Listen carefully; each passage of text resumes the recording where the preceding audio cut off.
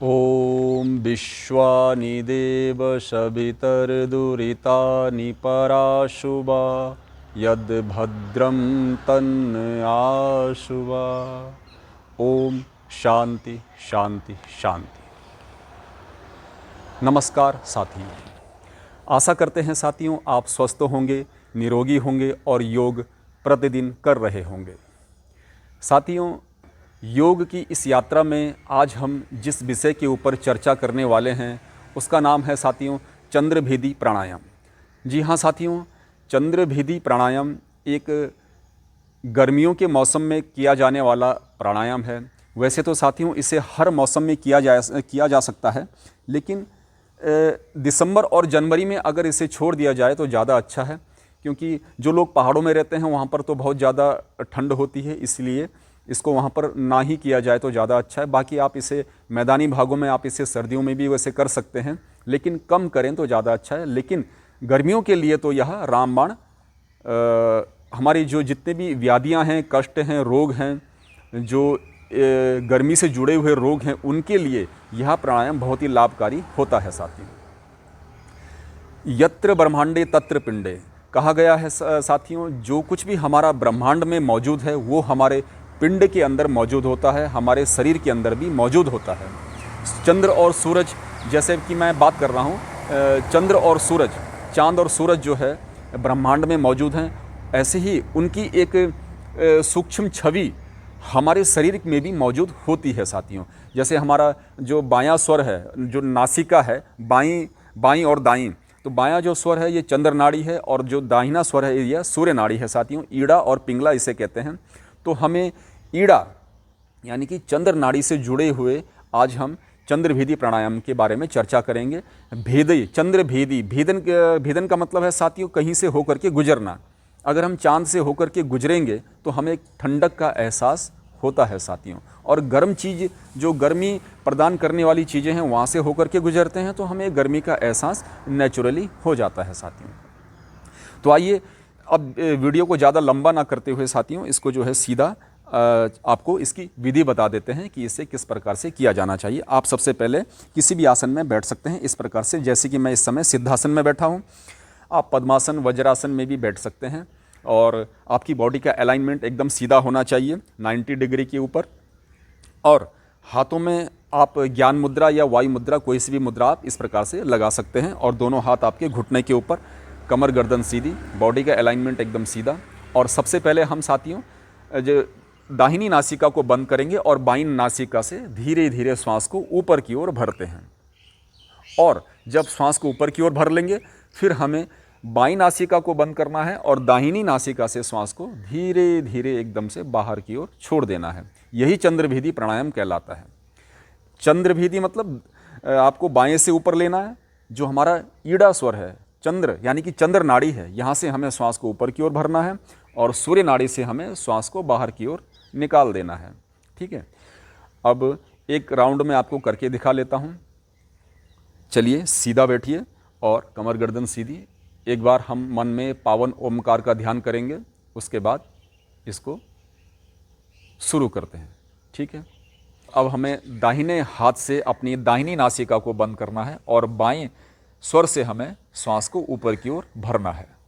लेकिन ये श्वास कैसे भरेंगे साथियों? एकदम बहुत ही धीरे धीरे इसे भरना होता है। अगर जितना धीरे हम भरेंगे उतना ज़्यादा हमें स्वास्थ्य का लाभ होता है साथियों। ठीक है,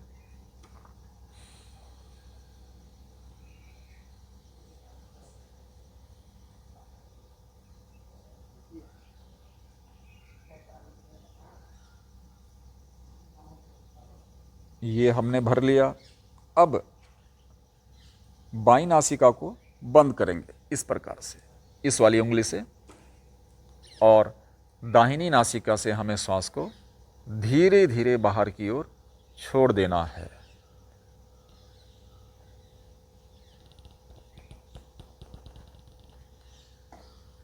इस प्रकार से। अब मैं एक राउंड और करता हूं।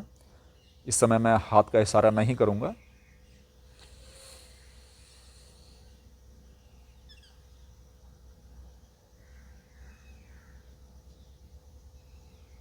श्वास को भर लिया। अब बाईं नासिका को बंद किया और दाहिनी नासिका से श्वास को बाहर की ओर छोड़ दिया।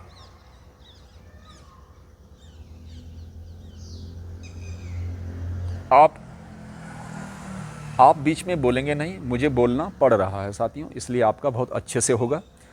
तो ये ठंडक प्रदान करने वाला एक प्राणायाम है और इसे कितनी बार किया जा सकता है साथियों? इसे 15-16 बार आप कर सकते हैं। अगर आप सर्दियों का मौसम है और पहाड़ी क्षेत्रों में रहते हैं तो आप इसे कम करें, और यदि गर्मियों के यानी कि मैदानी भागों में हैं और गर्मियों के मौसम में हैं तो आप इसे खूब 15, 20, 25 बार भी कर सकते हैं और इससे अधिक बार भी आप कर सकते हैं। अब साथियों, इसकी जो तासीर है उसके अनुसार इसमें किन किन लोगों को यह फ़ायदा पहुंचाता है, किन किन रोगों में इसे किया जाना चाहिए और किन किन रोगों में इसे नहीं किया जाना चाहिए, ये भी मैं आपको थोड़ा सा बता देता हूं साथियों। गर्मियों से जुड़े हुए जितने भी हमारे रोग होते हैं साथियों, पेट के या शरीर के कहीं पर भी, जो गर्मियों से ज़्यादा अत्यधिक प्रभावित होते हैं, जैसे कि हमारा पित्त दोष है, जिनको पित्त प्रकृति वाले जो लोग हैं उनके लिए यह बहुत अच्छा प्राणायाम है। जिनको हाई ब्लड प्रेशर है उनके लिए भी यह प्राणायाम बहुत अधिक लाभ देने वाला है, क्योंकि हाई बीपी को यह कंट्रोल करता है, शांत करता है, इसीलिए इसका नाम चंद्रभेदी मतलब ठंडक प्रदान करने वाला प्राणायाम रखा गया है, इसका नाम है। इसके अलावा जिनको गुस्सा बहुत अधिक आता है उनके लिए भी यह बहुत ही सुंदर और बेहतरीन प्राणायाम है साथियों। इसके अलावा जिनको मूत्र रोग है, मूत्र में जलन, पेशाब करते समय जलन होती है, उनके लिए भी यह लाभकारी है। इसके अलावा गर्मियों में जिन बच्चों के नाक से नकसीर बहती है, यानी कि जिन बच्चों के नाक से खून आता है या बहुत ज़्यादा गर्मी लग जाती है, लू चलते समय, जैसे गर्मियों में लू चल रही है और उसमें जो है डिहाइड्रेशन हो गया, तो उस समय भी यह प्राणायाम बहुत अधिक लाभकारी हो जाता है और बच्चों को यह प्राणायाम करना चाहिए। जिन बच्चों को, स्पेशली उन बच्चों के लिए जो गर्मी से परेशान रहते हैं, उनमें यह जो है उनकी नाक में ठंडक पहुंचाने वाला है और दिमाग में ठंडक पहुंचाने वाला है और उनको एक प्रकार से शांति प्रदान करने वाला है। और जो बच्चे बहुत ज़्यादा चंचल होते हैं, जिनका मन एकदम चल बेचल सा रहता है, उनको भी यह प्राणायाम करना चाहिए साथियों। वो भी मैं आपको बता देता हूं कि जिन लोगों को यह प्राणायाम नहीं करना चाहिए, बड़ा इंपॉर्टेंट है साथियों। लो बीपी है लो बीपी यानी कि लो ब्लड प्रेशर, निम्न रक्तचाप जिनको रहता है, उनको यह प्राणायाम बिल्कुल भी नहीं करना चाहिए, क्योंकि यह प्राणायाम यह बीपी को जो है और ज़्यादा लो कर देता है, क्योंकि मन में शांति प्रदान करता है, ठंडक पहुंचाता है, तो बीपी ऑटोमेटिकली लो हो जाता है। इसलिए उस समय इस प्राणायाम को नहीं करना चाहिए और सर्दियों में इसे ना करें। और अगर जिन लोगों को बहुत ज़्यादा सर्दी जुकाम रहता है, थोड़ा सा मौसम चेंज होने पे उन्हें सर्दी जुकाम लग जाता है, तो उनको भी यह प्राणायाम नहीं करना चाहिए। तो ये था साथियों हमारा जो है आज का वीडियो। आशा करते हैं आपने इसे समझने का प्रयास किया होगा। तो चैनल पर आते जाते रहा करें साथियों और बेल आइकन को अवश्य दबाएं। अधिक से अधिक पानी पिएं साथियों। सूर्योदय से पहले ज़रूर उठें, कम से कम गर्मियों में तो 2 घंटा पहले उठ जाएं और तभी आपके ये सारे सारे जो योग प्राणायाम हैं ये फलीभूत होंगे साथियों। बस मैं इतना ही कहना चाहता हूँ। तो मिलते हैं फिर एक नए वीडियो के साथ। तब तक के लिए नमस्कार।